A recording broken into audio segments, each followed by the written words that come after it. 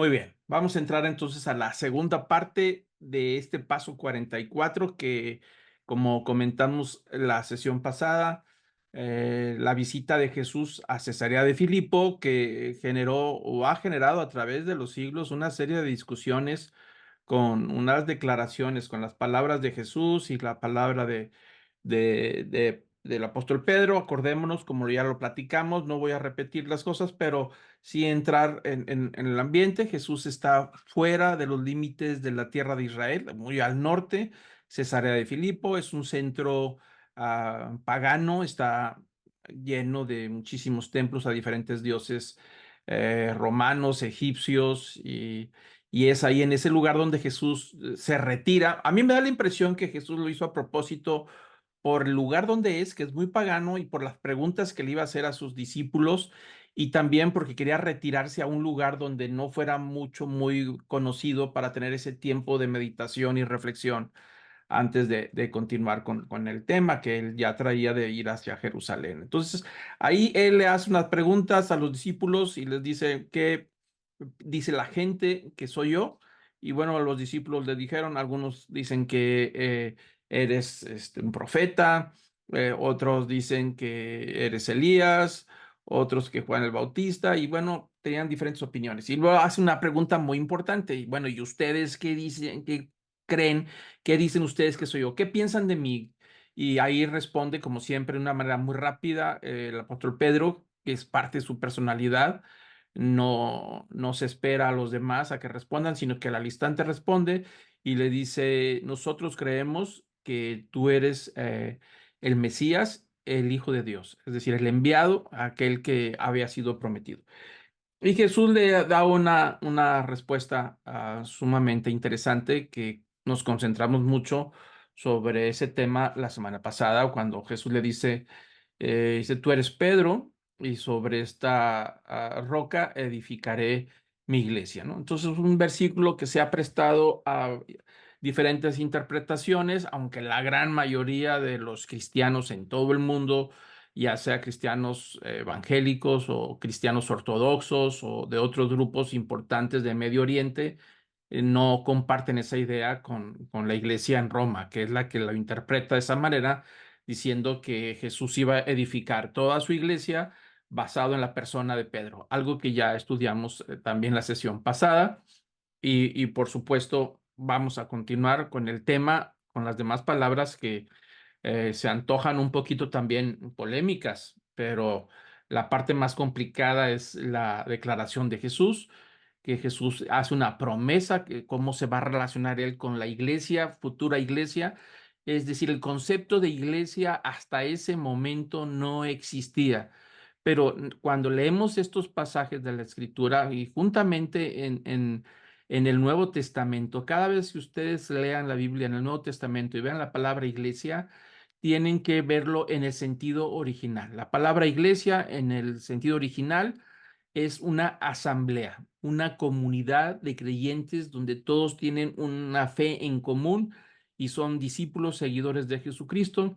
En ninguna parte representa una institución o una denominación de iglesia o de qué religión eres tú, yo soy esto, yo soy... No, no hay nada de ese concepto.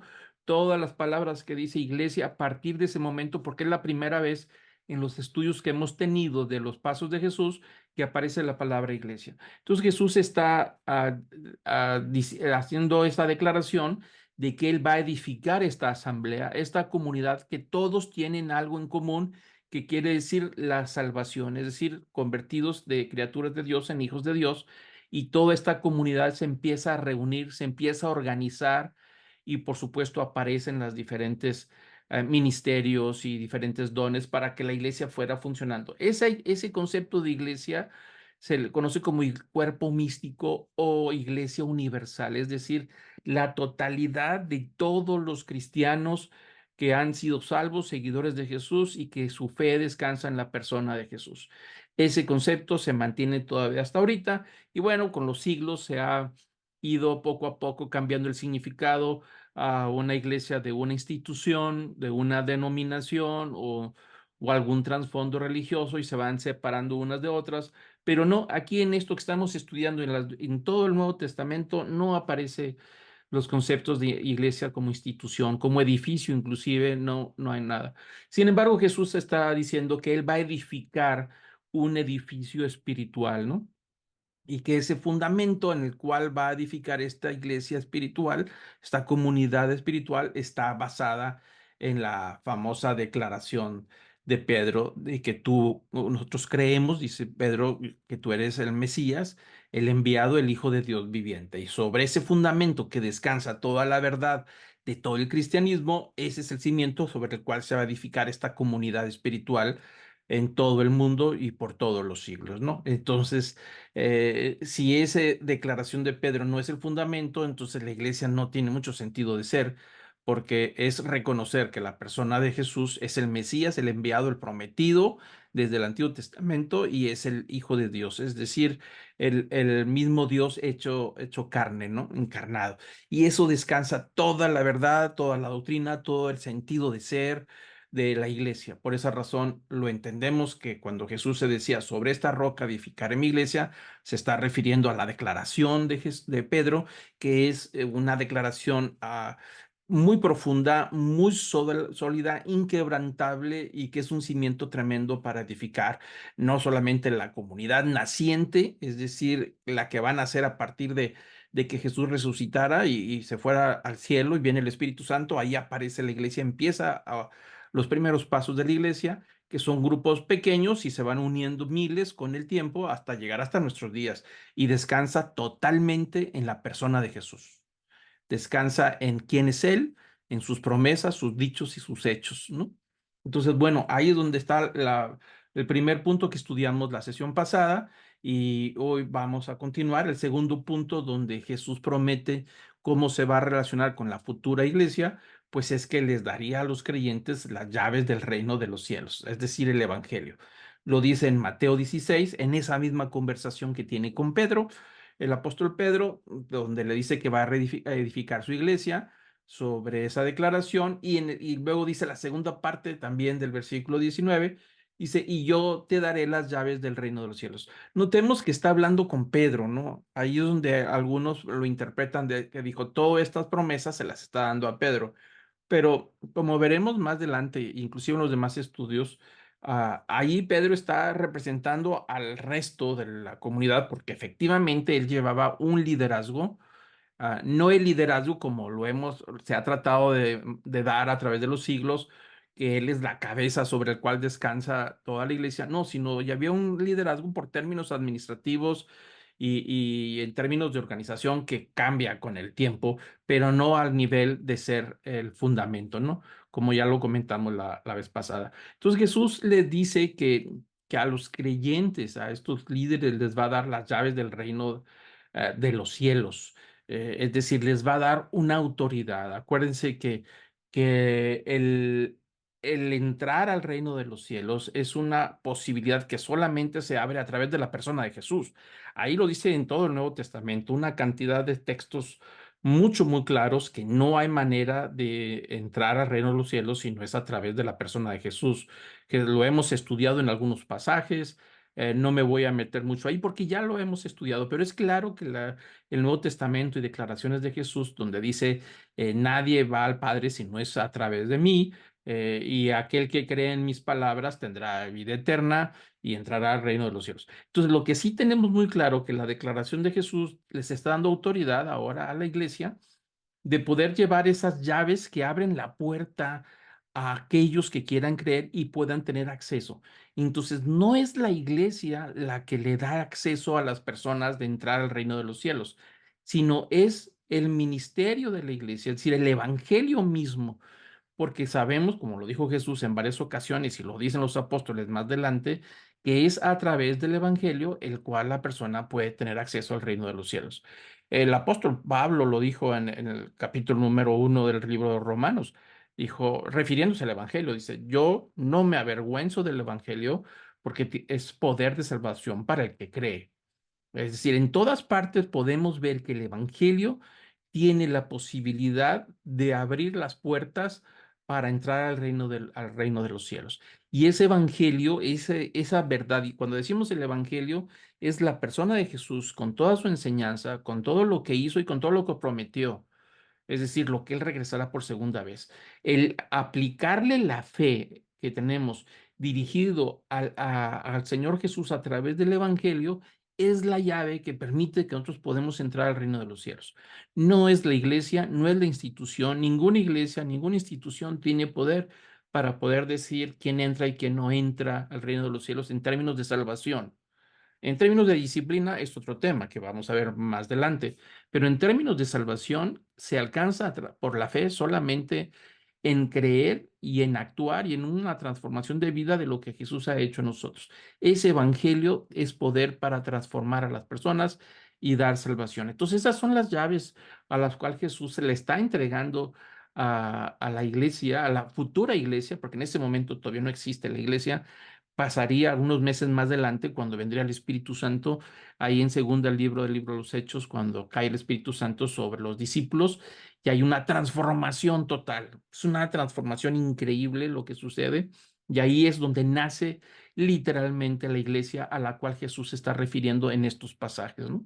Pero dice que estaría cimentado sobre esa verdad y que tendría esta iglesia el evangelio, es decir, la llave que permite que las personas crean al ser expuestos a ese evangelio y poder entrar al reino de los cielos, ¿no? El tercer punto que Jesús dice con respecto a la iglesia es que dice que los cielos y la tierra van a cooperar en esa tarea de evangelización, de llevar a toda esta verdad, dice, atando y desatando los asuntos espirituales. Hay alguien ha pensado también a través de los siglos que Jesús les está dando una autoridad a la iglesia para poder mandar al cielo a quien ellos digan y sacar del infierno a quien ellos digan y luego lo suben o lo bajan del cielo, del paraíso. Bueno, no se refiere a esa autoridad porque no aparece ahí en ningún momento. A lo que Jesús está hablando, es decir, como comunidad, como un grupo que se organiza y que tiene, por supuesto, su manera de, sus reglas de convivencia. Hay cosas que la iglesia le está dando autoridad para prohibir, es decir, qué se puede hacer dentro de la comunidad. Siempre que yo diga la iglesia, estamos hablando de esa comunidad, esa asamblea de reunión de los creyentes. Entonces le está dando autoridad de que hay cosas que van a prohibir, que no se pueden hacer dentro, y otras cosas que la iglesia va a permitir que sí se puede. Ese concepto se llama disciplina. No estamos hablando del evangelio. El evangelio es, creer en el evangelio es el camino para llegar a la salvación, al cielo. Pero la convivencia aquí en la tierra, por ser seres humanos y todavía, aunque somos perdonados y aunque hemos nacido de nuevo, todavía vivimos en una naturaleza de pecado. Y el hecho de convivir como personas, aunque seamos hermanos en el sentido espiritual y aunque somos nacidos de nuevo, todavía tenemos una naturaleza de pecado. Todavía arrastramos con problemas del carácter, con problemas de seducción de nuestra propia carne. Bueno, eso lo hace que sea problemático si no se sujeta en ciertas normas y ciertas reglas de convivencia. Entonces Jesús les está diciendo que a esta iglesia que van a hacer, ellos, como iglesia, habrá cosas que prohibirán de que no se puede hacer para mejorar la convivencia entre todos y habrá cosas que sí se puede permitir, que se llama disciplina de la iglesia. Y aquellas personas que no aceptan, es decir, que viven una vida todavía adorando a ídolos, como en el caso de los primeros siglos, que algunos se convirtieron en seguidores de Jesús, pero seguía todavía ir sacrificándole a los ídolos, a la diosa Diana de los Efesios o cosas así, si aún no, con una nueva conversión, un nuevo nacimiento, seguían las prácticas del paganismo, pues entonces ahí no se podía. Y los mismos líderes de la iglesia le decían, ¿sabes qué? Ya te hemos dado oportunidad, dices que eres seguidor de Jesús, que eres creyente, no tienes ya oportunidad de convivir entre nosotros. Eso se llama excomunión. Es decir, ser echado de la comunidad de la iglesia. ¿Por qué razón? Por razones de comportamiento, por razones de disciplina. No está hablando en ningún momento que ellos tengan la autoridad para mandar al cielo a alguien, sacarlo del infierno o mandarlo al infierno. No es el tema. El tema aquí es que Jesús les dice, lo que tú ates y lo que tú desates. Son términos de prohibir y permitir. Esos términos atar y desatar son de uso común. e inclusive en la comunidad judía, en el Sanedrín, ellos usaban esas palabras atar y desatar, es decir, permitir o prohibir. Entonces aquí Jesús está diciendo que la iglesia tiene que organizarse y que ellos, asistidos por el Espíritu Santo, ah, permitan que ciertas cosas puedan suceder, está aceptado y que Dios lo va a respaldar, y que cosas que ellos digan que no se permite, que está prohibido, que el mismo Espíritu Santo los va a respaldar para poder mantenerse la iglesia limpia, pura, y poder mantener la convivencia. Esto tiene que ver con los mismos cristianos que todavía luchamos todos en general y que tenemos que estar sujetos a unas normas, a unas reglas de convivencia y de mantener la iglesia limpia y santa, ¿no? Y la persona que no acepte todos estos términos de atar y desatar y que quiera hacer lo que quiere con su vida dentro de la iglesia y seguir manteniendo una relación con los demás como hermanos en Cristo, pero a la vez mantiene su práctica pagana, por decir algún ejemplo, pues esa persona va a ser excomulgada. Es decir, va a salir, le van a prohibir entrar a la comunidad. ¿Por qué? Por su comportamiento, por su manera de ser, o que empiece a promover algún tipo de herejía o a atacar los principios cristianos, pues hay regla y disciplina, ¿no? Entonces dice que Jesús que esta iglesia va a estar disciplinada y que la iglesia se tiene que organizar en atar y desatar, es decir, en permitir y prohibir aquellas cosas que se consideren que son nocivas para la comunidad, ¿no? El cuarto punto es el punto donde Jesús le dice en Mateo 16, versículo 18, la segunda parte del versículo 18, dice, y las puertas del Hades no prevalecerán contra ella. Entonces aquí va sumando varios puntos. Son cuatro los que Jesús está diciendo. El cuarto dice que las puertas del infierno, que esa es la palabra Hades, la palabra Hades es una palabra griega que tiene que ver literalmente con el lugar o el reino de los muertos, el dios Hades que gobierna el inframundo, donde se creía, acuérdense que estamos hablando de que Jesús y los discípulos y la iglesia que está a punto de nacer está viviendo en un entorno greco-romano, es decir, la influencia de la mitología griega y la influencia de las religiones romanas están ahí presentes. Tan es así que el lugar donde están, en Cesarea de Filipos, ahí está el templo al dios César, César Augusto, que lo consideraban divino, el dios Zeus, ahí está el otro templo, como lo platicamos en la sesión pasada. Ahí está todo el sistema religioso pagano, ¿no?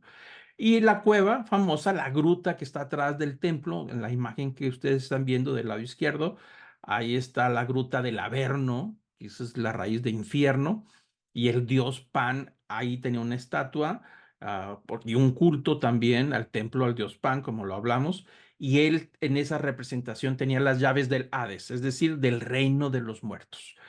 Se creía y lo creían los mundos paganos de que al momento de morir la persona, sea bueno o sea malo, sin importar lo que había hecho, automáticamente se va al reino de los muertos, todos juntos. No hay a un lugar distinto, todos se van al mundo de los muertos. Así se entendía. Y entendían que a través de esas grutas, que había en diferentes partes, algunos pudieran entrar al reino de los muertos, ¿no? Y hacer y deshacer. Sin embargo, había ciertas prohibiciones, pero algunos creían que esas grutas podían llegar al inframundo, es decir, al centro de la tierra donde ellos se ubicaban por ahí, que estaba el reino de los muertos, el reino del dios Hades, el infierno, por decirlo de esta manera, ¿no? Entonces Jesús le está diciendo a Pedro y a los demás que con todo lo que acaba de decir de cómo fundar la iglesia y que les va a dar las llaves de los cielos, es decir, el evangelio para poder abrirle la puerta a la salvación a los demás, y que aparte les va a dar autoridad para atar y desatar, prohibir y permitir en una disciplina como comunidad. Y finalmente les dice, y para agregar, las puertas del Hades no van a prevalecer contra ella. Notemos un punto importante aquí. Dice que las puertas del Hades no van a poder resistir, si lo queremos traducir, no van a poder resistir contra ella. ¿Contra quién? Contra la iglesia. Entonces quiere decir que la iglesia va a tener una labor a partir de que nazca, como les digo, meses después de que Jesús muera en la cruz, resucite y luego ascienda al cielo y viene el Espíritu Santo, a partir de ahí nace la iglesia y que esta iglesia va a tener tal poder, tal fuerza y tal inminencia que no, que el mismo infierno no va a poder detenerla. Y cuando la iglesia trate de entrar, de rescatar a aquellos que van derechitos al infierno, va a poder librarlos, no por ella misma, sino por todo lo que acabamos de hablar. Y ahorita vamos a explicar un poquito más para poder entender por qué Jesús está ahí en ese lugar y está diciendo que el Averno, que ahí estaba el dios Pan con sus llaves, dicen, nada de esto lo va a poder detener. Ni los dioses paganos, ni el César, que si se fijan ustedes, el templo que está construido, ahí está donde está la gruta. Es decir, como que él es el portero, el César divino, el emperador romano que está divinificado en ese momento, entra y permite quién entra y quién sale, y como que está regulando la entrada juntamente con el dios griego, el dios Pan, ¿no? Pero dice Jesús que nada de eso va a detener a la iglesia. La iglesia tiene una función, tiene una meta, tiene un objetivo y que el infierno, por más que quiera detenerla, no la va a poder detener. Entonces, hay una declaración muy clara en donde la iglesia va a tener que luchar en rescatar a las personas que lo deseen a través del evangelio, por supuesto, pero esa actividad está en un mundo caído, en un mundo dominado por Satanás, por espíritus malignos y con todo un sistema de creencias que están ahí, pero aún así, si que la gente va a entender que ni siquiera el mismo demonio con sus espíritus y con todo lo que es el infierno mismo pueden detener a la iglesia. Es decir, esta declaración de que las puertas del infierno no van a prevalecer contra ella es una declaración de victoria. Quiere decir que va a haber una batalla en todo ese tiempo, pero que al final la iglesia va a ser vencedora y que no va a poder detener a los muertos. Ahora, vamos a ver un mapita para poder entender el tema del Hades, el inframundo, el reino de la muerte, para poder comprender de lo que Jesús estaba hablando, ¿no? Y de lo que entendían. Ahí los que tienen computadora podrán verlo con más claridad. Los que están escuchando la clase en un teléfono, pues va a ser un poquito más complicado. Pero ahí tenemos un mapa de lo que es el reino inframundo, el reino de Hades, el reino de la muerte. Ahí es donde van a ir a dar todos los muertos, buenos y malos, ¿no?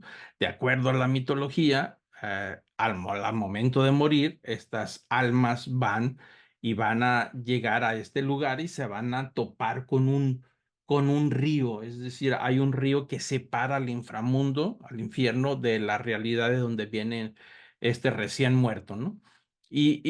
Ahí se van a encontrar con un barquero que es Caronte, que él los ayuda a cruzar, suben los muertos a esa barquita, según la mitología, y por eso los muertos los enterraban con unas monedas en la boca para poder que tuvieran con qué pagarle aquí a este barquero, a Caronte, que los ayudaba a ir al reino de los muertos, ¿no? Y de esa manera, pues le pagaban y los cruzaba, ¿sí? De acuerdo a la mitología.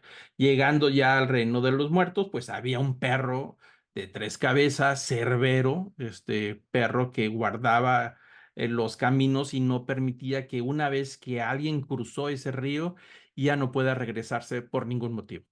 No había manera de que saliera del inframundo, porque ahí estaba el Cerbero, el dios estos, y una vez entrando, nadie puede salir. Y el inframundo estaba dividido en diferentes zonas, ¿no?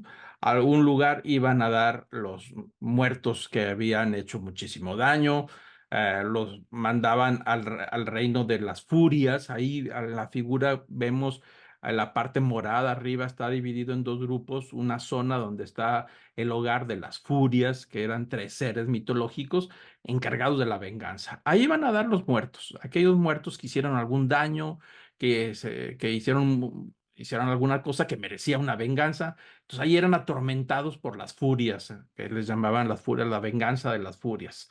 Si no recibieron su castigo en la tierra, una vez muertos ahí los van a castigar, de acuerdo a la mitología. Del otro lado estaba también el lugar de Hécate, que era una diosa básicamente hechicera, de maldad, que se encargaba también de atormentar por ciertos hechizos a todas estas almas que iban a ir a dar ahí. Automáticamente no es algo que escojas, según ellos, si no ibas a dar ahí. Y por supuesto, había una alberca, una piscina, o vamos a decir un lago que se llamaba el lago de leche o lete, y junto con el río, aquel que tocaba esas aguas, pues borraba toda su memoria de la vida pasada.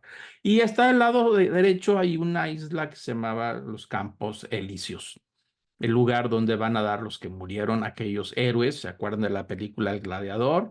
Ahí cuando muere va a ir a dar esos campos elíseos. Ahí van a dar las gentes heroicas, aquellos que hicieron grandes logros durante su vida, que aportaron a su familia, hicieron gente buena finalmente, va a dar a los campos elíseos. Y en el centro de todo esto, pues está el palacio del dios Hades, el rey de los muertos. Es decir, él gobierna todo este inframundo. Nadie puede entrar sin su permiso. Una vez que se muere, tiene que pagar el cruce del famoso río con Caronte, y una vez que entró, ya no puede salir nadie jamás de ahí. No se puede.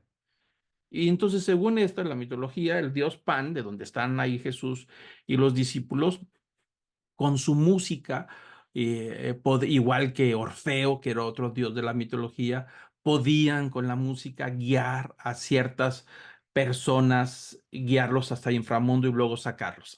Y por eso se decían que él tenía estas llaves.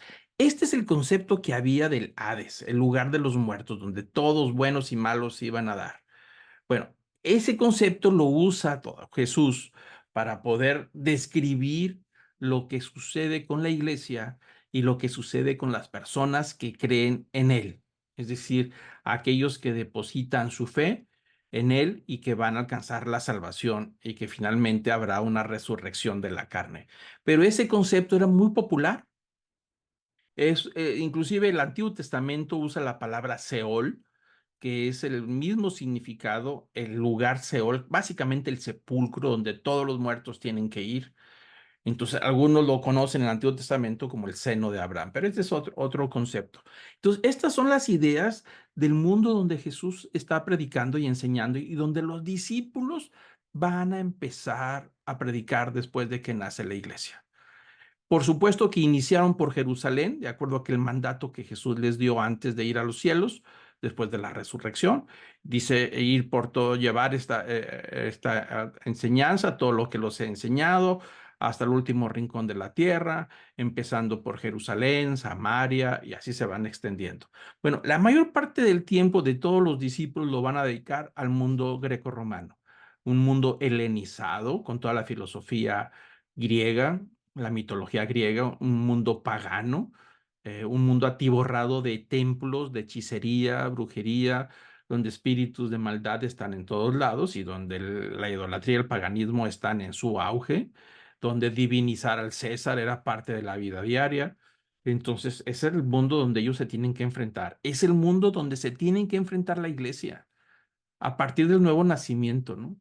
Entonces ellos tienen que empezar a llevar el evangelio a un mundo que no conoce a Dios, que no conoce el evangelio, no conoce a Jesús, ni entiende sus profecías, ni entiende todo lo que nosotros podemos entender del Antiguo Testamento. Es un mundo donde van a empezar a llevar este evangelio, que es la llave para que la gente pueda entrar a los cielos, y donde ellos van a fundar su evangelio a través de la persona de Jesús. El Mesías, el Hijo de Dios viviente, es la persona de Jesús. Así lo vemos en el libro de los Hechos, así lo vemos en las cartas de los apóstoles, así lo vemos en los primeros siglos, ¿no? Entonces, en ese concepto, en ese trasfondo, Jesús es el que está dando estas palabras cuando dice, bueno, aquí tenemos otra imagen de este mapa del inframundo, del Hades, que es básicamente lo mismo, ¿no? Pero es en ese trasfondo donde Jesús le dice, y las puertas del Hades no van a prevalecer contra ella. Es decir, cuando la iglesia empiece a dar sus pasos de evangelización y rescatando a las personas para llevarlos a la salvación, dice el infierno, el cual domina por todos lados y que el mundo grecorromano está sujeto a todo este espíritu de maldad, dice, no van a poder resistir la fuerza de la iglesia que lleva el Espíritu Santo como el dínamo que genera todo ese poder, toda esa energía y junto con sus dones, junto con poderes de milagro, predicación y palabra, es toda una maquinaria poderosa, como lo vimos fundado en la persona de Jesús, que se va a enfrentar a este mundo. Es un mundo pagano y que no va a poder prevalecer, es decir, no va a poder ganar. Entonces aquí vemos que este pasaje habla que al final de la historia la iglesia va a salir victoriosa, aunque se presenten luchas de persecuciones contra los primeros cristianos, persecuciones contra la palabra de Dios, persecuciones, va a haber todo ese intento instado por el espíritu maligno del inframundo que trata de destruir a la iglesia, que la iglesia está tratando de rescatar a través del evangelio y la persona de Jesús. Ese es el trasfondo. Entonces, hay varios pasajes, no los vamos a ver todos, donde podemos platicar de toda esta lucha que se habla, pero yo voy a leer algunos pasajes que nos va a dar más claridad sobre el tema del Hades, de las llaves del infierno, ¿no? Y de lo que significa esta iglesia que está a punto de nacer, que tiene un fundamento que es la persona de Jesús. Entonces, uno de los pasajes es Efesios 2, 19 al 22. Dice el apóstol Pablo a los cristianos de Éfeso, dice que ya no sois extranjeros ni advenedizos, sino conciudadanos de los santos y miembros de la familia de Dios, es decir, la iglesia. Esta es la familia, ya no somos extraños unos a otros. Y dice que esta comunidad, esta iglesia está siendo edificada sobre el fundamento de los apóstoles y los profetas, siendo la principal piedra del ángulo Jesucristo mismo. Es decir, todo este sistema de iglesia espiritual, esta comunidad espiritual, este edificio espiritual descansa en la persona de Jesús como la piedra angular. Y la piedra angular es la que sostiene todo el edificio, la que marca los lineamientos, como vemos en las gráficas, es la piedra del ángulo sobre el cual descansa todo la iglesia, toda la familia de la fe.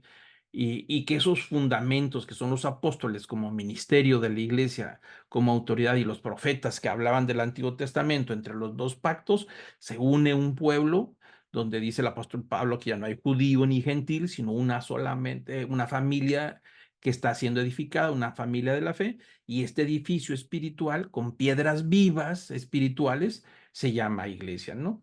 Y dice Jesús, dice Pablo, que Jesús es el ángulo de la misma iglesia, la que sostiene todo a la iglesia.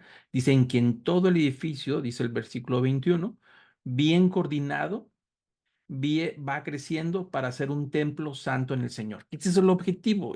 Ahora ya no estará un edificio de piedras como el templo del Antiguo Testamento, donde ahí se daba la adoración, ahí se hacía el sacrificio y ahí estaba la presencia de Dios. Ahora en este nuevo pacto, todo ha cambiado a través de lo que Cristo hizo en la cruz, ha abierto una puerta a través del Evangelio y la fe en la persona de Jesús, el perdón de los pecados por la sangre derramada en este nuevo edificio espiritual que va creciendo, donde ahí ahora en ese edificio espiritual, que no es una institución, que no es un edificio físico, ahí se da la adoración, ahí se da el crecimiento, ahí se da la madurez, y ahí ese es el templo espiritual donde todos los que hemos sido salvados espiritualmente, renovados espiritualmente, habitamos en todo el mundo, en todos lados, en todos los siglos, desde el principio y hasta que Jesús regrese por segunda vez. Eso se llama iglesia espiritual, es iglesia universal, el cuerpo místico, ¿no?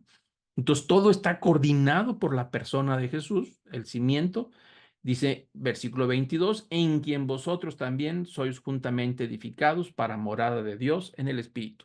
El objetivo final es que la presencia de Dios esté en medio de la comunidad.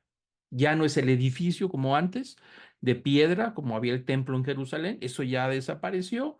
Ahora lo que queda es un edificio espiritual donde cada uno de nosotros somos piedras unidos todos bajo estos principios que Jesús acaba de decir y formamos un templo para que Dios habite en medio de nosotros, ¿no?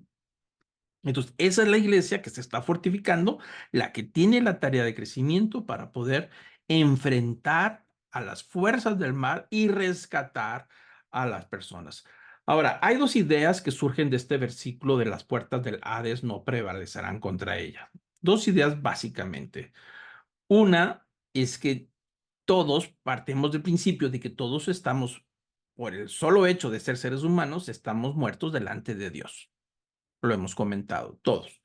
Para con Dios todos estamos muertos y la iglesia tiene el ministerio de rescatar a las personas a través de la evangelización, de llevar ese evangelio, la luz que nos permite entonces regresar a la vida, ser vivificados y vivir ahora para siempre. Es decir, cambiar el rumbo.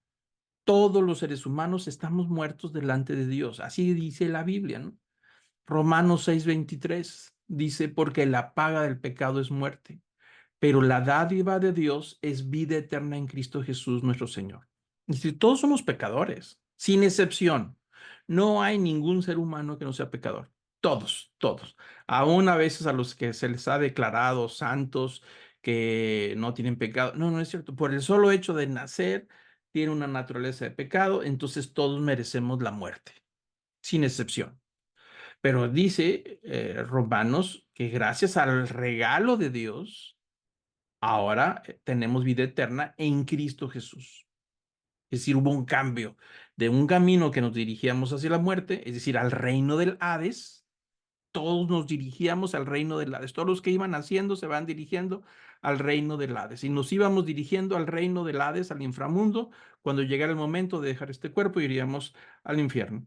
Pero dice Romanos que gracias a lo que Dios hizo, de mandar a su Hijo y de morir en la cruz, nos permitió entonces salir de ese camino donde todos íbamos para dirigirnos a un camino que se llama vida eterna. Las llaves que le dio a la iglesia, que se llama el Evangelio, ¿no?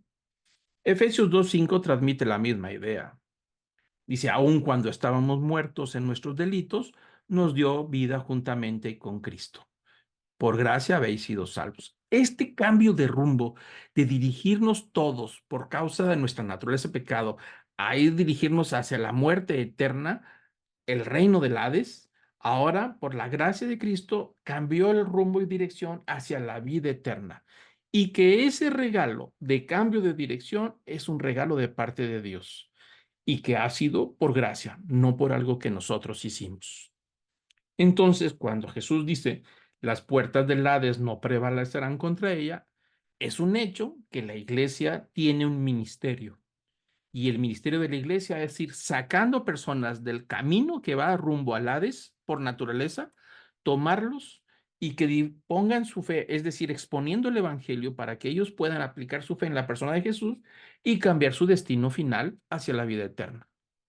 Entonces, en esa tarea está la iglesia en su ministerio sacando gente de un rumbo que va hacia el reino de la muerte. Y a través del evangelio y la predicación empieza la persona a aplicar la fe en Jesús y cambia de camino y ahora va hacia la vida eterna, ¿no? Esa es la tarea. Por eso hay una lucha constante entre la iglesia y el reino del enemigo, de Satanás, del diablo, que es el infierno, porque sabe que la iglesia está evangelizando, predicando, enseñando y cada vez más gente se va convirtiendo. Lleva 2000 años en conversiones, en donde ahora la gente deja el reino de la muerte, deja de servir a las obras del enemigo y ahora está reconociendo a Jesús como Señor y Salvador y se dirige un camino de salvación.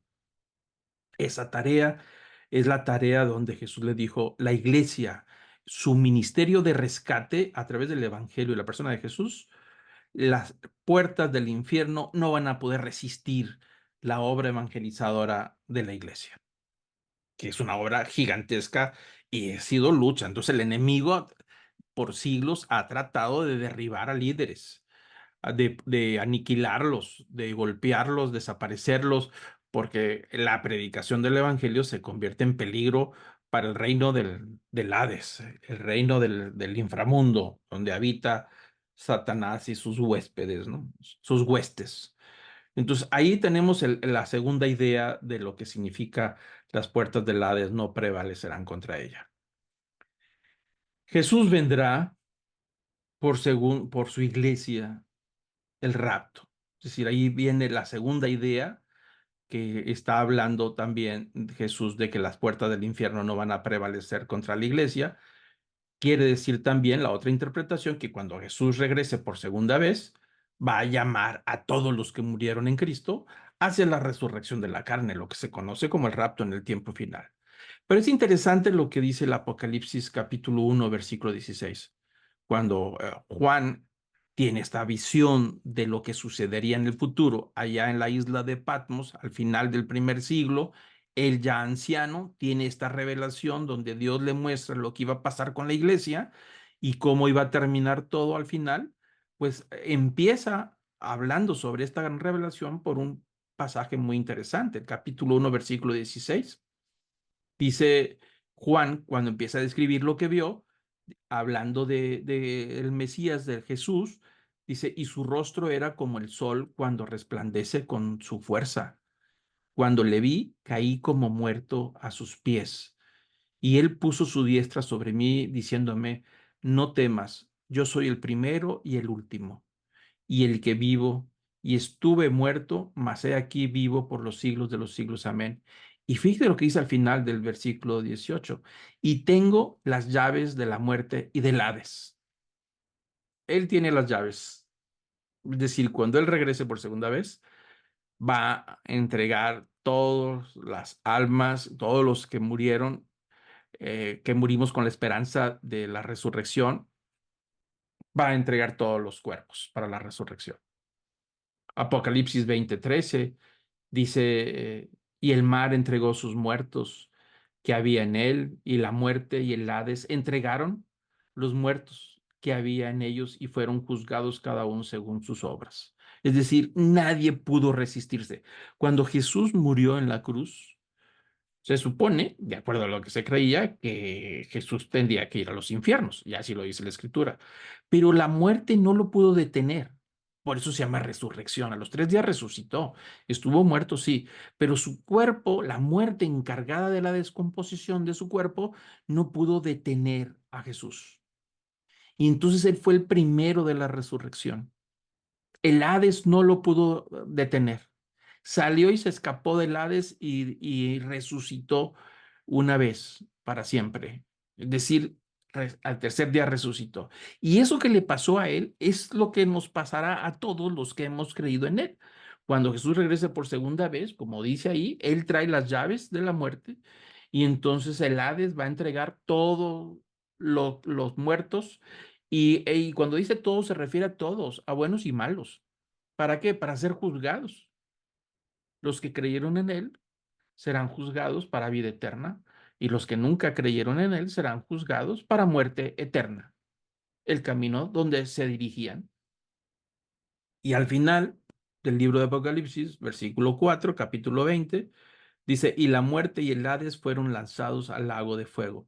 Esta es la muerte segunda. Es decir, el juicio final, final de los finales, cómo va a tratar Jesús al final de los tiempos a diablo, a Satanás y todos sus huestes y espíritus, dice, van a ser lanzados al lago de fuego. Habrá un trato final y definitivo para el demonio, los ángeles caídos y todos ellos que trataron de luchar contra la iglesia, que lucharon, no trataron, si lucharon con la iglesia, pero finalmente perdieron. Por eso dijo Jesús, esta iglesia que está a punto de fundarse tendrá un poder sobrenatural, será tan poderosa, tendrá un cimiento fuerte, tendrá una piedra angular fuerte, que es la persona de Jesús, y yo les voy a dar autoridad para que prediquen, para que enseñen, para que disciplinen y sigan predicando. Y en este mundo que estarán luchando contra la muerte, contra espíritus malignos, todo el tiempo, finalmente, aunque habrá heridas, aunque habrá sufrimiento, finalmente la tarea final de la iglesia es que será de victoria. El Hades será derrotado, el enemigo será derrotado, la muerte será derrotado y tendrá un trato final y definitivo.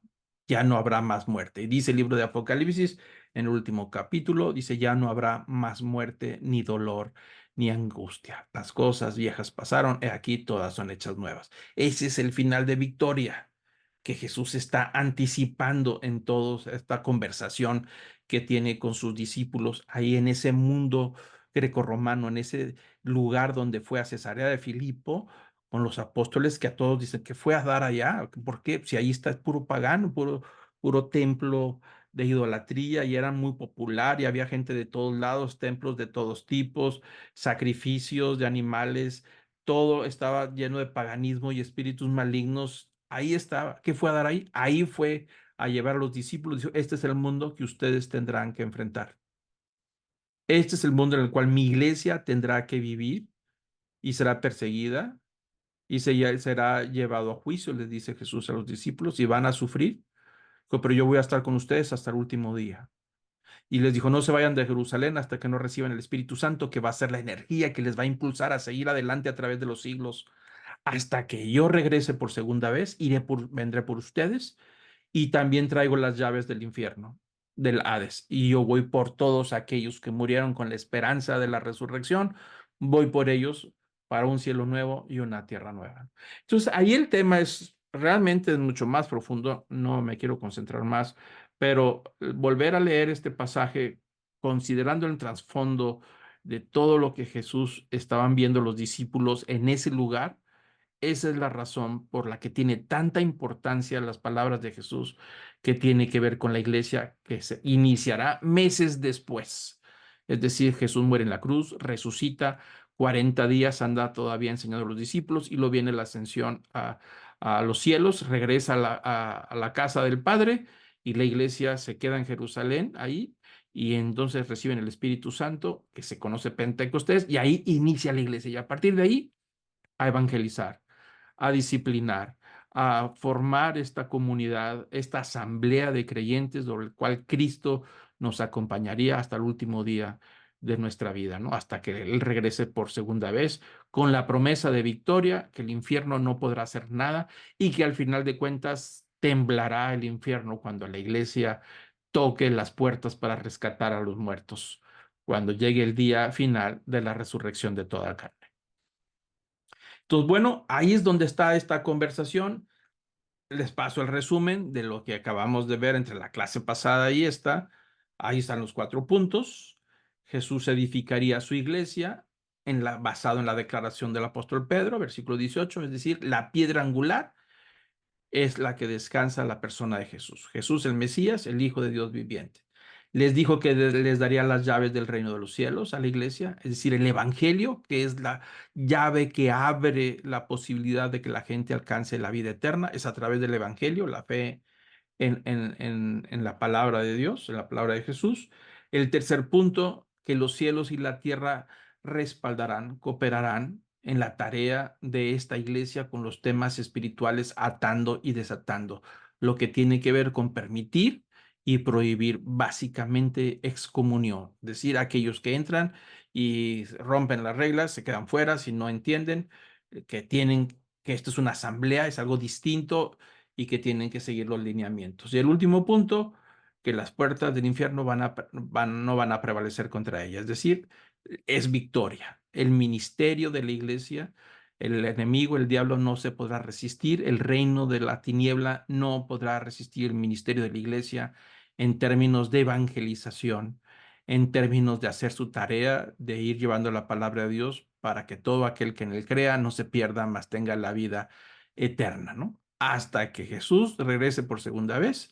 Entonces, con sus llaves, abrirá las puertas del infierno para rescatar todos los que creyeron, los que murieron con la esperanza de la resurrección y de ver la cara de Jesús algún día. Y el último pasaje es Mateo 16:20. Jesús les dijo, entonces ordenó a los discípulos, les dio una orden, que no dijeran a nadie que él era el Cristo. Una vez más, lo repite, lo hemos visto varias veces, insiste, dice, no digan a nadie, ustedes ya lo saben, ya creen, a usted lo han declarado, que creen que me reconocen como el Mesías, pero no le digan a nadie que yo soy el Mesías, hasta que llegara su último momento, ¿no? Entonces, bueno, ahí está el tema de lo que sucedió en Cesarea de Filipos, que no es cualquier cosa, ha sido motivo de discusión a través de los siglos. Y personalmente yo creo en la manera en que lo he explicado, así lo he estudiado. Antiguamente, antes de conocer a Jesús de una manera tan cercana como ahora, pensaba igual como los demás, pero no encontré yo suficiente respaldo bíblico para pensar que la iglesia que Jesús estaba a punto de edificar estaría edificado sobre una persona, sobre uno de los apóstoles, algo que yo no encuentro ni siquiera evidencia bíblica, ni tampoco histórica, ¿eh? Ese es un asunto también interesante, porque a veces se cree que Pedro vivió y murió en Roma y que fundó la Iglesia de Roma. Bueno, no hay ninguna evidencia histórica. El único documento que hay, y estábamos hablando del alrededor del año 280, por ahí, hay un pequeño comentario donde un obispo le pregunta al otro en una de sus cartas sobre qué pasó con los apóstoles, y entonces hace un comentario donde dice que tanto el apóstol Pedro como Pablo murieron en Roma. No, es todo lo que existe, no hay ninguna evidencia de que el apóstol Pedro haya fundado la iglesia de Roma y que haya muerto. No hay evidencia. ¿Hay una tradición? Sí, ahí está, por siglos, pero no hay una evidencia. Bíblicamente no hay nada en ese sentido. No hay nada de que fue fundada la iglesia universal de la que estamos hablando, esta asamblea a la que Jesús habló basado en la persona de Jesús. No hay ninguna evidencia bíblica para nada, ni histórica tampoco. Y tan es así que de toda la cristiandad, de todos los grupos religiosos a través de los siglos, solamente la iglesia que está en Roma cree esa interpretación de que Jesús fundó la iglesia sobre la persona de Pedro. El resto, millones y millones y millones, nunca lo han creído. ¿Por qué? Porque no encuentra el fundamento bíblico. Entonces, bueno, ahí termina esta polémica, sigue la polémica, ha seguido por siglos y seguirá por siglos la polémica de la que estamos hablando. Nosotros creemos, yo personalmente creo lo que está escrito en estos evangelios y que la iglesia descansa sobre la persona de Jesús, sobre su palabra, su verdad, sobre el Espíritu Santo, y que efectivamente los apóstoles como líderes y que Pedro llevaba cierto liderazgo, ese es un hecho, pero dista mucho de que sea el fundamento sobre el cual iba a fundar la iglesia. No tiene nada que ver. Y era un liderazgo que sí se le nota en algunos capítulos del libro de los Hechos, en algunos evangelios, pero después se ve el liderazgo del apóstol Pablo y se ve el liderazgo de Santiago, que tenía más importancia que el de Pedro. Así es que sí se organizaron, tenía que haber un liderazgo para organizarse, pero no para fundar sobre la persona la iglesia, ¿no? Entonces, aquí les comparto, seguimos con el tema. Jesús hace una predicción, la número 14, acerca de su resurrección. El versículo 21 dice que desde entonces, es decir, desde el momento en que Jesús está con sus discípulos en Cesarea de Filipo con estas declaraciones que estudiamos, a partir de ahí, Jesús empieza a hacer declaraciones a sus discípulos de que era necesario ir a Jerusalén. A partir de ahí ya vemos que Jesús está encaminando desde el norte de la tierra de Israel, se va a ir encaminando poco a poco hacia Jerusalén en la famosa semana de la Pascua. Entonces, este evento del que hablamos pudo haber sucedido tal vez 2 meses o 3 meses antes de la crucifixión de Jesús, ¿no? Y entonces Jesús a partir de ahí les empieza a dar señales de que había que ir a Jerusalén y que ahí iba a sufrir y cosas de parte de los ancianos, es decir, los líderes que ya buscaban la manera de matarle, porque ya era un estorbo, ya era un incómodo, era la persona incómoda que había expuesto a toda la debilidad religiosa del sistema religioso del templo, con los fariseos y con todo, los exhibió delante de todos. Entonces era una persona que había que desaparecer porque sacudía los cimientos de la religión judía, ¿no? Entonces dice que había que sufrir. Jesús le dijo, sabía Jesús que tenía que sufrir, dice de parte de los ancianos y los principales sacerdotes, escribas, y también les dijo que tenía que morir, que iba a ser muerto, que lo iban a matar, pero que no se preocuparan, porque al tercer día iba a resucitar. Esa es la primera vez donde Jesús está ya hablando, haciendo declaraciones claras. A los discípulos, me imagino que en el camino o en algún momento que están cenando o comiendo, en algún lugar donde están los discípulos más cercanos, les empieza a decir, ¿saben qué? Ya es momento, tengo que ir a Jerusalén, me espera mucho sufrimiento de parte de los líderes. Va a haber mucho sufrimiento. Y ese sufrimiento me va a llevar hasta la muerte. Me van a matar, pero no se preocupen, voy a resucitar. Y ahí es donde está hablando de esta predicción número 14 que podemos registrar ahí, ¿no? Y bueno, el asunto del apóstol Pedro reacciona a ese comentario de Jesús, el versículo 22 dice que el apóstol Pedro toma a Jesús aparte, es decir, lo aparta y lo empezó a reprenderle. Pedro comenzó a reprenderle a Jesús, es decir, Le empieza a decir, de ninguna manera, Dios no lo permita, tú no vas a ir a Jerusalén, no vamos a permitir que tú sufras en Jerusalén, mucho menos que muera. Estoy parafraseando lo que le está diciendo Pedro a Jesús. Dices, no lo permita Dios, Señor, eso nunca te acontecerá. Versículo 23, pero volviéndose él, es decir, Jesús, voltea hacia Pedro y le dice, quítate delante de mí, Satanás. Y aquí es donde están las expresiones que comentamos la semana pasada, ¿no? Que son los argumentos. Jesús no pudo haber pensado en Pedro para fundar la iglesia eh, y que unos cuantos días o a lo mejor momentos después le está diciendo, quítate de mí, Satanás. Es decir, me eres piedra de tropiezo, le dijo Jesús, porque no estás pensando en las cosas de Dios, sino en la de los hombres. Y eso es propio de la naturaleza humana. Por eso es imposible creer que Jesús está pensando fundar su iglesia sobre una persona con una naturaleza humana como todos nosotros. Cometemos errores y todos nos equivocamos y todos podemos ser usados por el diablo. Y aquí tenemos a uno de los principales que está siendo usado por Satanás. Por eso Jesús le dijo, quítate delante de mí, Satanás. ¿Por qué le dice esto? Porque le está diciendo Jesús, estás pensando como ser humano y no estás pensando de acuerdo a los planes que Dios tiene. Es necesario que yo tenga que ir a Jerusalén, es necesario que los líderes me aprendan, es necesario que sufra y es necesario morir en la cruz para poder rescatarlos a todos. Era necesario que muriera para el rescate, para poder que llegara hasta el Hades, al reino de los muertos, y desde el reino de los muertos poder sacar a todos los que creyeran en él a través de la resurrección.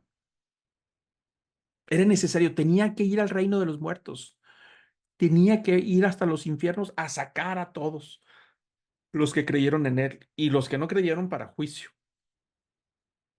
Entonces Pedro no entendía, ni los discípulos. Ellos tenían la mirada muy corta, no estaban entendiendo que Jesús tenía que morir en la cruz. Para ellos se les hacía muy complicado esas palabras, no las podían digerir, porque era demasiada información. ¿Cómo que vas a morir? De ninguna manera lo vamos a permitir. Pero ellos no estaban entendiendo que era necesario morir en la cruz para aplastarle la cabeza a Satanás y poder ir hasta los infiernos a sacarlos, aquellos que estaban esperando la persona del Mesías, los que murieron con la esperanza de ver el Mesías, estaban ahí en el famoso seno de Abraham. Y todos los que moriríamos también, que vamos a morir, que vamos a dar al lugar de los muertos, de ahí nos va a sacar Jesús para vida eterna, en una resurrección de la carne. Por eso lo reprende el apóstol Pedro. Quítate de mí, Satanás. Es decir, le está recordando su humanidad, sus fallas, sus fracasos, como todos tenemos, que podemos ser usados por el mal. Dice ahí, me eres piedra de tropiezo, me estás estorbando a lo que vine. Jesús vino a eso, vino a morir en la cruz. Dice el apóstol Pablo que dejó su gloria, se despojó de sí mismo, de toda su gloria, para poder tomar forma humana y luego una condición de siervo y morir en la cruz como un esclavo, injustamente. Era necesario. Esa era la meta y el objetivo. Él lo sabía, desde siempre lo supo, pero no lo entendieron los discípulos hasta después. Y entonces Jesús hace comentarios más adelante, después de esa situación, acerca del verdadero valor de la vida, ¿no? De lo que realmente importa. En Mateo 16, versículo 24, Jesús les dice, después de este encuentro con Pedro y decirle que era siendo usado por Satanás, le dijo Jesús a sus discípulos, si alguno quiere venir en pos de mí, niéguese a sí mismo, tome su cruz y sígame. ¿Por qué les está diciendo eso? Porque les acaba de decir que ya llegó el momento en que él va a ser aprendido y va a ser perseguido, va a ser maltratado, va a sufrir muchísimo y que por lo tanto sus seguidores les va a pasar lo mismo. Entonces ellos no están entendiendo y le dijo, ¿saben qué? Piensen bien las cosas, les dice a los discípulos. ¿Ustedes creen que yo soy el Mesías? Correcto. Muy bien. Pero si alguien quiere seguirme, si quiere venir detrás de mí, tiene que negarse a sí mismo. Porque si no lo hace de esa manera, no va a poder tolerar y aguantar lo que me va a suceder y lo que les va a suceder a ustedes después de mí. Y cuando dice tome su cruz y sígame, no está hablando de un tema de un instrumento de tormento, sino es un instrumento de muerte. Les está diciendo que tomen su cruz en el contexto en que ellos están viviendo, no lo van a entender, pero los que son condenados a morir en la cruz tenían que cargar su cruz, ahí los llevan en el camino, así como Jesús iba cargando su cruz, así eran todos. Todos los condenados a muerte, morir crucificados, tenían que cargar su cruz. Entonces Jesús le está diciendo, ¿quieren ser mis discípulos?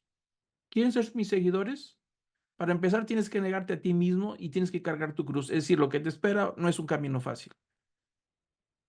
Tome su cruz y venga detrás de mí. Y dice el versículo 25, porque el que quiera salvar su vida, la perderá. Pero el que pierda su vida por causa de mí, la hallará. Pues qué provecho obtendrá un hombre si gana el mundo entero, pero pierde su alma. ¿Y qué dará un hombre a cambio de su alma? Entonces Jesús empieza a llevar la conversación a un nivel espiritual y diciendo, sí, está esta tierra, están los beneficios de este mundo donde vivimos, y están los años que vamos a vivir aquí, 80, 90, los años que Dios nos dé. Dijo, pero ese no es el objetivo final de nosotros. El objetivo final está en la vida eterna. Entonces empieza a decir Jesús, no tiene sentido dedicar todo nuestro empeño viendo que lo más importante en esta vida, que finalmente si no le dedicas en esta vida a cultivar tu vida interior, tu vida espiritual, entonces cuando llegue el momento de la pérdida, es decir, pierdes tu vida y perdiste la vida eterna. Digo, pero si estás dispuesto a sobrellevar el hecho de ser mi discípulo y sobrellevar las burlas, sobrellevar las críticas y sobrellevar los comentarios de gente, inclusive de familia, que se pueden reír de ti por ser seguidor de Jesús, digo, pero al final de cuentas, si pierdes toda esta situación o tu prestigio, digo, vas a ganar la vida eterna. ¿Por qué? Porque es un hecho que el que es seguidor de Jesús tiene que estar dispuesto a que va a ir contra la corriente. Y en algunos casos, como ha sucedido en los siglos pasados, aquellos seguidores de Jesús van a sufrir y van a sufrir persecución. Y todavía en nuestro siglo, yo lo he comentado, lo he visto varias veces aquí en México, donde yo voy a visitar las comunidades indígenas, hay iglesias que están siendo despojadas y los corren de los pueblos, totalmente los echan fuera por ser cristianos, literalmente por ser cristianos. Lo he dicho muchas veces. En este momento hay una iglesia que nosotros estuvimos apoyando. Yo fui varias veces a apoyarlos para construir un lugar donde poder habitar y todo el pueblo agarró al pastor, a sus líderes, a las familias, padres, niños, jóvenes y todos los expulsó. 49 familias están siendo expulsadas, están viviendo en un auditorio ahí en la ciudad de Huejutla, el estado de Hidalgo. No pueden regresar. Les cobran 2,5 millones de pesos para que regresen. Y el gobierno no hace nada. Nadie se quiere meter. Ni los alcaldes, ni gobernadores, ni derechos humanos. Nadie se quiere meter. Es un asunto muy complejo. Y la razón es porque son cristianos. Así de sencillo. Así está el escrito. Les dieron un escrito y dicen que la única manera que regresen es que tienen que renunciar a su fe. Entonces, este versículo se aplica muy bien a ellos. Aquel que quiera ser seguidor mío, pues va a tener que entender que ir contra la corriente no va a ser fácil y en algunos lugares los van a echar fuera. Entonces, todas estas 49 familias decidieron seguir a Jesús sin importar de perder sus propiedades, sus casas, sus beneficios. Y ahí está el problema todavía sin resolver. Y no es el único, hay muchos aquí en México. Y en otros lugares ni se diga. Ahí está. Y ahora, a lo mejor nosotros en la ciudad donde vivimos no vemos este tipo de persecución, pero sí podemos ver que aquel que se dice cristiano de verdad, pues tiene que estar consciente que va contra la corriente, contra el sistema de este mundo, contra las ideas, contra las cosas, y poder defender la fe le puede llevar a discusiones, le puede llevar a críticas, a descalificaciones, puede perder hasta relaciones, amistades o cosas. Entonces tiene que estar consciente de que seguir a Cristo tiene un precio. Pero dice Jesús, aquel que pierda la vida, la va a ganar. Aquel que la pierda por mí, no por otras cosas, sino por ser cristiano, por ser seguidor de Jesús, por vivir una vida auténtica y se va a ganar la vida eterna. Es decir, habrá ganancia, ¿no? Entonces, por eso, y la conclusión final del versículo 26 es una pregunta retórica. Dice, pues, ¿qué sentido tiene que se gane todo el mundo entero con todo lo que el mundo puede ofrecer, con premios y recompensas, con aplausos, con grandes cantidades de dinero, que no tiene nada de malo, pero si ese es su objetivo de ganar, puede tener el aplauso del mundo, el reconocimiento del mundo, las medallas del mundo, hasta hacerle un monumento y a lo mejor le ponen el nombre de una calle? ¿De qué le sirve? Pero sí le ha costado perder su alma. Es decir, tomó la decisión de agradar mejor a la sociedad y aunque no estaba de acuerdo con muchas cosas, terminó agradando todo, pero en ese intercambio, en esa catafixia, fue perdiendo, por supuesto, el alma, la vida eterna. Y entonces dice, hace la siguiente pregunta, cuando dice la primera, ¿qué sentido tiene ganar todo, pero al final pierdes todo? Pierdes tu alma. Y el asunto del alma es que es eterna, es decir, la vida eterna está de juego. ¿Y qué dará un hombre a cambio de su alma? Es decir, ¿cuánto puede costar la salvación del alma? No hay nada que pueda uno comprar, ni toda la riqueza de este mundo, de todos sus premios, de todas sus recompensas y los aplausos, lo puede dar para comprar la vida del alma. Dice, no se puede. Entonces hay que repensarle, dice Jesús, piénsele bien, dice los discípulos, síganme, tomen su cruz, síganme. ¿Por qué? Porque lo que está en juego es el alma, la vida eterna es lo que está en juego. Y podrán ser millonarios, ser ricos en este mundo, pero esa riqueza no puede comprar la vida eterna. No se compra, ni con privilegios. No puedes aportar grandes cantidades para poder ganarte los derechos de estar en el paraíso, en la vida, en la presencia de Dios. No se puede, no se logra por ahí. Por eso Jesús empieza a partir de este momento, empieza a hablar muy duro y muy francote. Ahora sí le dice a los discípulos, así son las cosas, muchachos. Qué bueno que han estado conmigo 3 años. Buenísimo, han visto milagros, han escuchado mi palabra, han visto tantas cosas, pero tomen una decisión. Ya saben quién soy. Soy el Mesías. Soy el Hijo de Dios, el prometido. Ya a esto he venido. Ahora vamos a Jerusalén y el que me quiera seguir, véngase. Y el que no se anime, mejor que se quede en el camino. Eso es lo que le está diciendo. ¿Por qué? Porque yo voy a sufrir, voy a Jerusalén, me van a atrapar, voy a sufrir bastante y también van a perseguir a mis seguidores. Y si no están dispuestos a sufrir de esa manera, pues mejor quédense en el camino. Pero si están dispuestos a sufrir y a perder, pues van a ganar la vida eterna, ¿no? Y eso Jesús les está anticipando lo que pasaría después de su muerte. Muchos se dispersaron cuando prendieron a Jesús ahí en el Monte de los Olivos, que vienen por Jesús para prenderlo, y todos los discípulos corrieron. Todos los que dijeron que sí, te vamos a seguir hasta el último día de nuestra vida, corrieron. Pero esa es otra historia, ¿no? Lo veremos más adelante. Entonces, querer conservar la vida por encima de todo es terminar perdiéndola. Perder la vida por amor a Él nos lleva a ganarla. Y ganar el mundo para perder el alma es un trágico cambio de valores. Es lo que dice Jesús ahí. Y pues bueno, seguimos ya para terminar, ir terminando. La predicción número 15 de su segunda venida, Mateo 16:27. Dice, porque el Hijo del Hombre ha de venir en gloria de su Padre con sus ángeles, y entonces recompensará a cada uno según su conducta. En la misma conversación les está diciendo que el hombre, que él va a morir en la cruz, va a resucitar y que después se iría a la casa de su Padre y regresaría con la gloria que le pertenecía, aquella de la que se despojó cuando nació en forma humana. Porque siendo Dios se despojó de sí mismo y tomó forma corporal a través de un ser humano, bebito, se despojó de su gloria divina.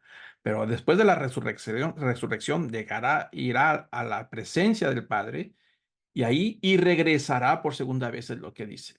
Vendrá en la gloria de su Padre acompañado de huestes celestiales, en compañía de ángeles. Es decir, vendrá por segunda vez. Está hablando del famoso rapto cuando Él venga por la iglesia al final de los tiempos. Y entonces, después del famoso rapto, habrá recompensa para cada uno según su conducta. Es decir, habrá un juicio después de que Él venga por la iglesia. Es lo que está diciendo ahí en ese versículo, su segunda venida, ¿no? Y luego hay una predicción 16, la número 16, acerca de una transfiguración. El versículo 28 del mismo capítulo dice, en verdad os digo que hay algunos de los que están aquí que no probarán la muerte hasta que vean al Hijo del Hombre venir en su reino. Versículo también difícil, este es un versículo muy complicado, no tenemos tanta información, pero Jesús está diciendo que algunos no van a morir hasta que no vean la gloria del Hijo de Dios, es decir, la gloria, el regreso, o no tanto el regreso, sino el momento de ser glorificado. Y esa gloria del Hijo de Dios es en la resurrección. Entonces, muchos de ellos vieron a Jesús ya glorificado, ya transformado, que algunos no lo pudieron reconocer al principio. Entonces dice, de los que están aquí conmigo no van a morir hasta que no se refería a Judas, porque Judas sí murió después de que Cristo, antes de que Jesús muriera en la cruz. Pero los demás discípulos no murieron hasta que no vieron a Jesús ya resucitado y que se fue en su gloria recibido por los ángeles, ¿no? Entonces, ahí al final. Y es el tema que tendremos para la próxima semana. No lo quiero empezar, pero esa transfiguración, después de ahí, se fueron al Monte Hermón, que está muy cerca, un poquito más al norte. El Monte Hermón, ahí es donde hay un evento muy importante también que se llama la Transfiguración. Es un momento donde se lleva a varios de sus discípulos a orar en la noche. Los demás se quedan abajo, pero ellos suben. Jesús les dijo, acompáñenme, vénganse, vamos a orar. Y subieron al monte, una parte alta, y durante la oración a Jesús sucedió algo. Se transfiguró. La palabra que usa el versículo usa la palabra metamorfosis, es decir, se transformó. Se cree que ahí el velo que es su cuerpo humano está acaparando la divinidad, que no se puede ver por causa de su cuerpo, pero ahí como que ese velo humano se adelgazó. Es decir, la humanidad de Cristo, que no nos permite ver la divinidad que estaba ahí, como que ese cuerpo se adelgazó, ese velo se adelgazó y se pudo ver la gloria de Dios, ya decir, la gloria divina de lo que Jesús era. Ese evento se llama la transfiguración y vamos a comentar algunas cosas la próxima semana juntamente con un milagro que también sucedería ahí, mucho, muy interesante, ¿no? Entonces vamos a terminar aquí. Les voy a pedir que inclinemos nuestros rostros, cerremos nuestros ojos para hacer una oración de gratitud. Amado Padre, gracias Señor por este momento que nos das de poder estudiar tu palabra. Quiero pedirte que tu Espíritu Santo nos dé no solamente la claridad, el entendimiento, sino que podamos fijar estas convicciones en nuestro corazón y que podamos ser fieles delante de ti. Señor, sabemos que la mejor decisión es creer en ti, reconocer que eres el Mesías, el enviado, que moriste en la cruz por nuestros pecados, que resucitaste al tercer día y que descendiste a los infiernos, al Hades, y que no te pudo atrapar el reino de la muerte, sino que resucitaste al tercer día en un cuerpo glorioso, regresaste al Padre y nos prometiste que vendrías una vez más por tu iglesia al final de los tiempos, acompañados con tus ángeles, con poder y gloria, con las llaves del Hades, para que el Hades entregue a todos sus muertos para resurrección de la carne. Creemos en todas estas verdades y te pedimos que tu Espíritu Santo, Señor, nos permita mantenernos fieles aún en medio de esta corriente en el mundo que no cree en ti, de poder creer en tus verdades y saber que un día vendrás por nosotros. Que tu Espíritu Santo nos pueda ayudar a mantenernos fieles en todo tiempo y que podamos sujetar, Señor, delante de ti nuestra naturaleza humana. Gracias, Señor, por esta enseñanza. Gracias por cada uno de los que están escuchando. Bendícelos, protege sus trabajos, sus familias, protege sus corazones, guárdalos y cuídalos en medio de este mundo donde hay tanto peligro y manténlos unidos a las familias, a los hermanos, a los hijos, que pueda haber un espíritu de amor, de paz, de tranquilidad entre ellos. Prospéralos en todos sus caminos, que no les falte nada de lo que es necesario para vivir dignamente. Guárdalos y cuídalos y que tu espíritu no falte. En el nombre de Cristo Jesús. Amén.